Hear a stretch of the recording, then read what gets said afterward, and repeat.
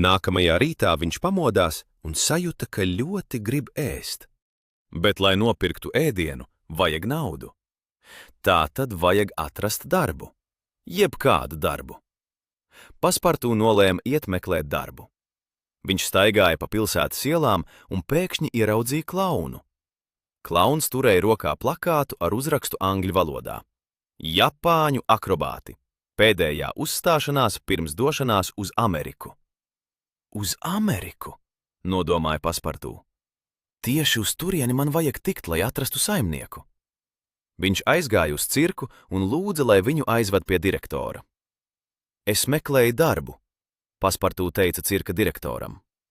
Direktors paskatījās uz Paspartū un teica: Jūs esat spēcīgs, vai ne? Jā, īpaši tad, kad esmu paēdis. Direktors iesmējās. Viņam patika Paspartū atbilde. Ļoti labi. Man ir vajadzīgs spēcīgs akrobāts. Akrobāta trupas priekšnesums sākās 3:00 pēcpusdienā.